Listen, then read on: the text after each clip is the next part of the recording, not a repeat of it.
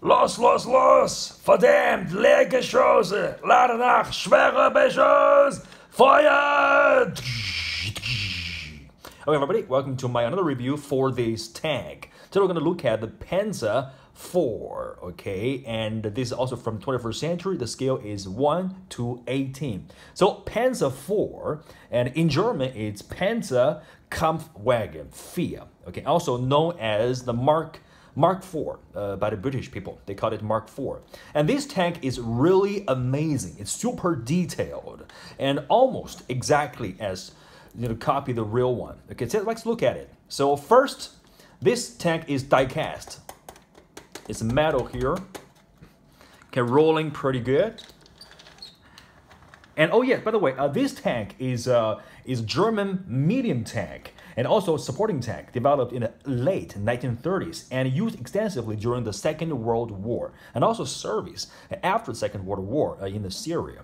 And during the Second World War, about 8,500 being built, and they serviced in the 1939 to 1945 till the end of war. Okay, so this tank, all right, it is so popular. It's a widely used.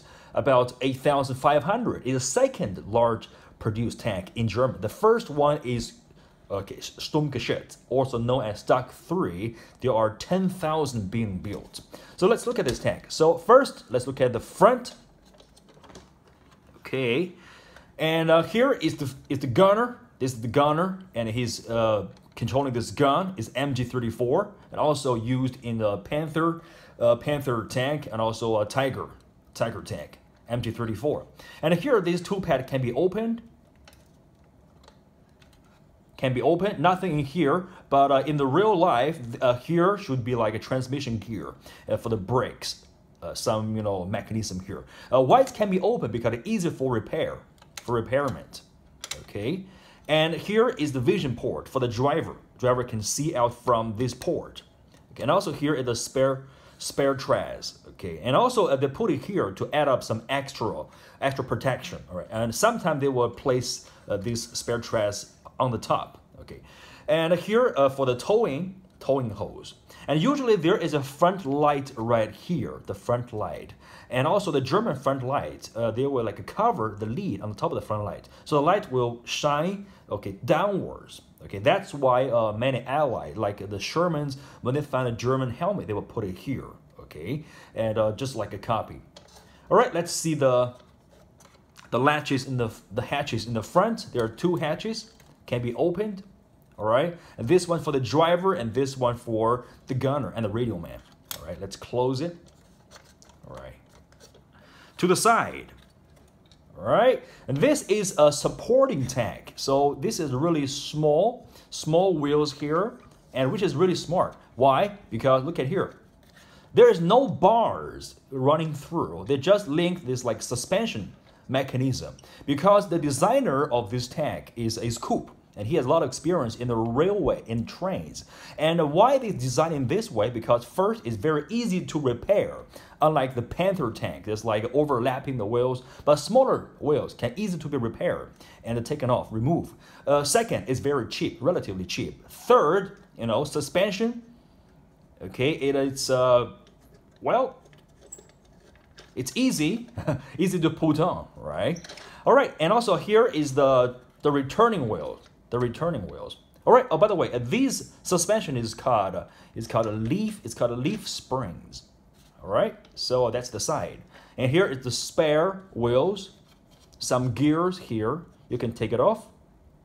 Oh yeah, and here because during the end of war, like in the year 1944-45, in Germany they have a pressing demand of having more tanks as replacement for the loss. So like this tank is widely used, but the armor is not thick enough. The armor on this tank is the early version is 20 millimeter, and later version is 30 millimeter. So but still not enough, right? So they usually put a skirt armor on the side. So here is the empty rack. They'll put a skirt armor on this side. So usually this tank you can see throughout the war.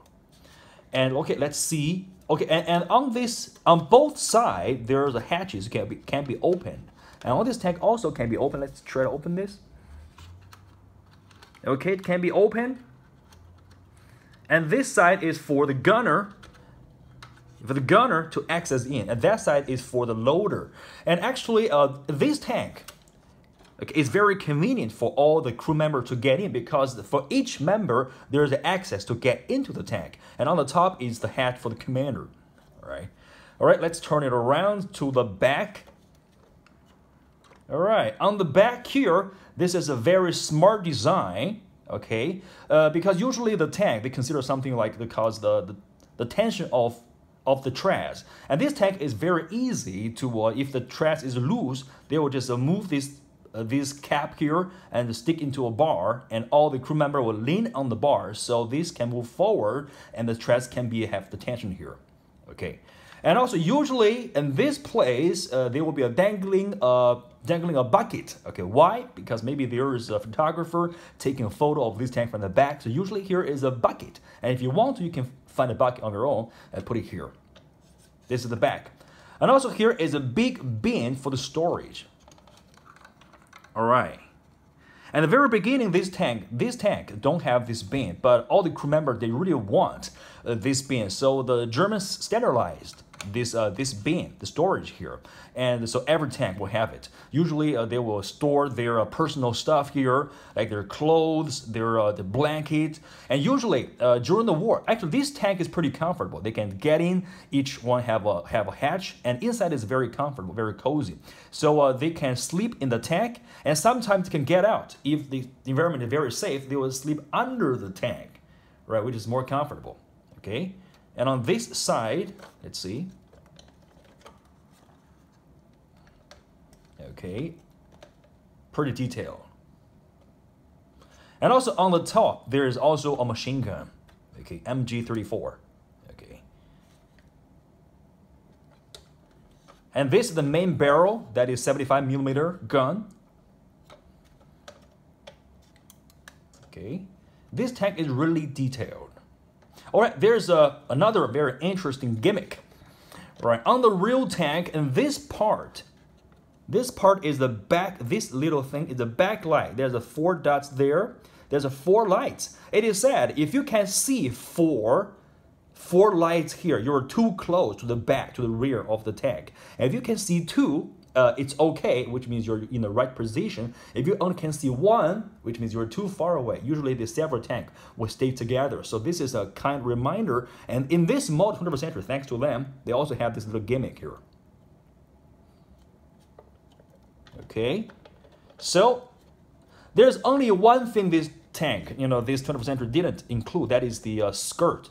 Okay, the skirt armor for this tank. I mean, if they have that, it will be way better.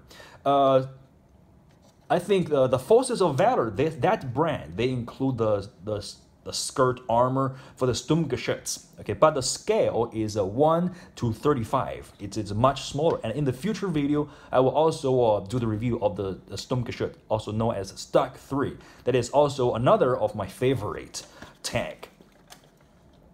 Okay, because there's a commander, it's a Michael Wittmann. All right, he's my favorite one. Okay, let's see the commander here. And a beautiful camouflage, his uniform. Okay, beautiful uniform. And articulation, the leg can go forward and go backward. The knee can bend, much more like G.I. Joe. And the arm can go down, go up. Head articulation can roll around. Very detailed figure. I mean, in the 21st century, they have a lot of this like G.I. Joe size 3 3/4 like figure, but it's really detailed. Look at the camouflage. All right, let's put it here. And there is the gunner and also the radio guy.